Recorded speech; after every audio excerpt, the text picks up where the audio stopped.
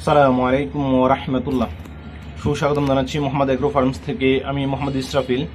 আজকে আমরা আলোচনা করব বর্ষায় পাখির যত্ন পার্ট 1 নিয়ে আজকে আলোচনা করব।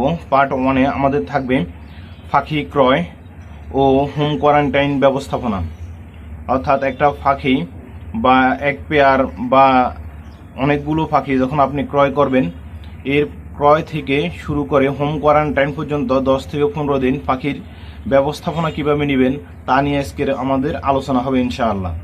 আশা করি সবাই ধৈর্য সহকারে এই ভিডিওটি দেখবেন। অবশ্যই এই ভিডিওটি বর্ষাকালে পাখির ক্রয় ব্যবস্থাপনা থেকে হোম কোয়ারেন্টাইন পর্যন্ত জিনিসগুলো নিয়েই গুরুত্ব দেওয়া হবে। আশা করি এই সময় যারা পাখি কিনবেন তারা এই জিনিসটা একদম না টেনে 1 সেকেন্ডও টানবেন না। প্রত্যেকটা স্টেপই গুরুত্বপূর্ণ। না টেনে ধাপে ধাপে প্রত্যেকটা স্টেপ খেয়াল করবেন। যদি মনে না থাকে তাহলে ভিডিওটা টেনে পুনরায় দেখবেন, যেন কোনো অবস্থাতে কোনো ধাপ মিসিং না হয়। এই জিনিসটা অবশ্যই খেয়াল করবেন, কোনো ধাপটাই যেন মিসিং না থাকে। প্রত্যেকটা ধাপই গুরুত্বপূর্ণ। তো আমরা বেশি কথা না বলে এখন আমাদের মূল কার্যক্রমে চলে যাচ্ছি। বর্ষাকালে সাধারণত পাখির বেশি অসুস্থ হয় কয়েকটা কারণে। তার মধ্যে একটা হচ্ছে যে বাতাসের আধিক্য বেশি এবং ঠান্ডা আবহাওয়া। এই ঠান্ডা আবহাওয়ার কারণে কিছু সমস্যা দেখা দেয়। তার মধ্যে একটা হচ্ছে পাখি ঝিমিয়ে থাকা, তারপরে জ্বর, সর্দি, কাশি, পুপসের প্রবলেম প্রভৃতি সমস্যাগুলো আমরা সাধারণত ফেস করে থাকি। আর পাখির ক্রয়ের ক্ষেত্রে এই বিষয়গুলোর দিকে খেয়াল রাখতে হবে। বাজার থেকে ক্রয়ের ক্ষেত্রে অতিরিক্ত সতর্কতা থাকতে হবে, বিশেষ করে দালাল এবং প্রতারক চক্র থেকে। ক্রয় করার পূর্বে পাখিগুলোকে দূর থেকে ভালো করে পর্যবেক্ষণ করতে হবে পাখি অ্যাক্টিভ কিনা।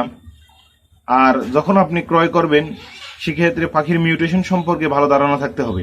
মিউটেশন সম্পর্কে যদি আপনার ভালো ধারণা না থাকে, কোন পাখি আপনি ক্রয় করতেছেন, কোন মিউটেশন, আপনি মিউটেশন যদি না বুঝেন সেক্ষেত্রে আপনি ভালো প্রতারক চক্রের সহজ শিকার হওয়ার সম্ভাবনা সবচেয়ে বেশি থাকবে।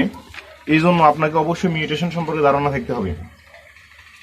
মিউটেশন সম্পর্কে ধারণা আপনার প্রতারক চক্র থেকে বাঁচার গুরুত্বপূর্ণ একটা স্টেপ। আর যখন কোনো খামারে থেকে কিনেন বা বাজার থেকে কিনেন, অবশ্যই পাখির হিস্টোরি দেখে কিনবেন। আর পাখিগুলো ইনব্রিডিং কিনা এই জিনিসটা অবশ্যই দেখে নেবেন। ইনব্রিডিং সম্পর্কে আমার একটা ভিডিও আছে চ্যানেলে, ভিডিওটা দেখতে পারেন। আর হোম কোয়ারেন্টাইন সম্পর্কেও বিশেষ একটা ভিডিও আছে স্পেশালি হোম কোয়ারেন্টাইনের উপর তৈরি করা। ওই ভিডিওটাও দেখবেন, তাহলে আপনার হোম কোয়ারেন্টাইনটা আরও ক্লিয়ার হয়ে যাবে।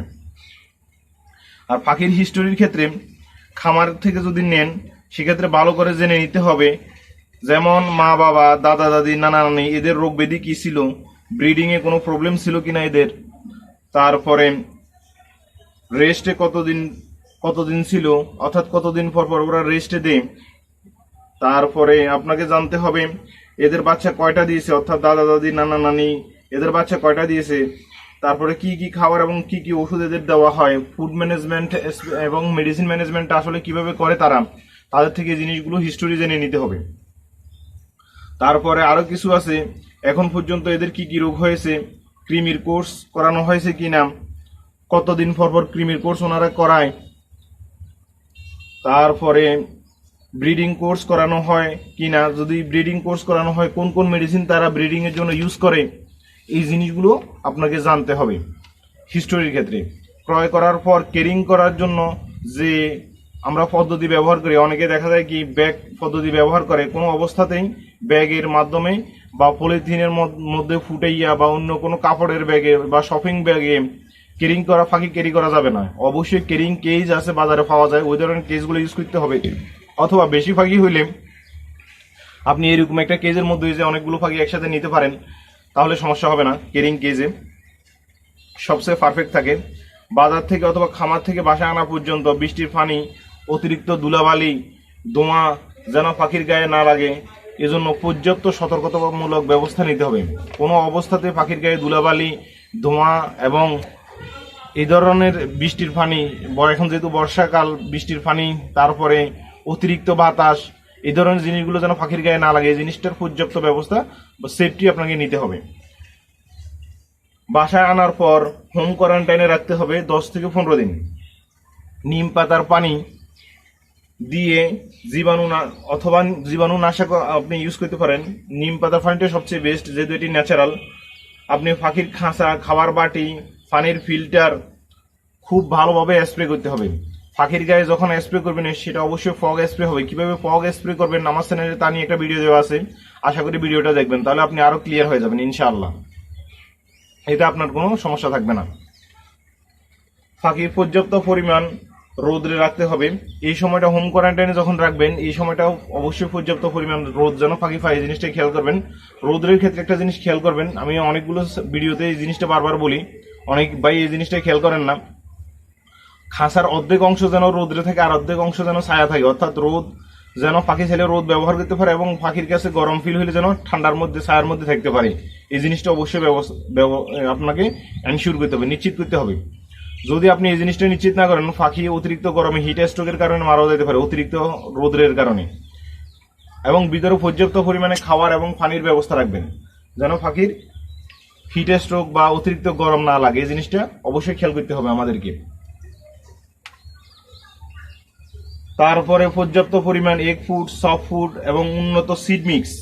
পাখিকে উন্নত সিড মিক্স দিতে হবে। উন্নত সিড মিক্স বলতে বিভিন্ন ধরনের সিড, 8-10টা আইটেম থাকলে সবচেয়ে ভালো। আর সিড মিক্সের সাথে কিছু কালিজিরা দিয়ে দিবেন, তাহলে আপনি বিভিন্ন রোগ ব্যাধি থেকে পাখি সুস্থ থাকবে। সিড মিক্সের সাথে কিছু কালো জিরা দিয়ে দিবেন। আর সিজন ভিত্তিক যে ফল, শাকসবজি কেমিক্যাল মুক্ত করে অবশ্যই দিতে হবে। কোনো ফল বা শাকসবজি কেমিক্যাল যুক্ত দেওয়া যাবে না, তাহলে পাখির লাভের চেয়ে ক্ষতি হবে এবং পাখি মারাও যেতে পারে।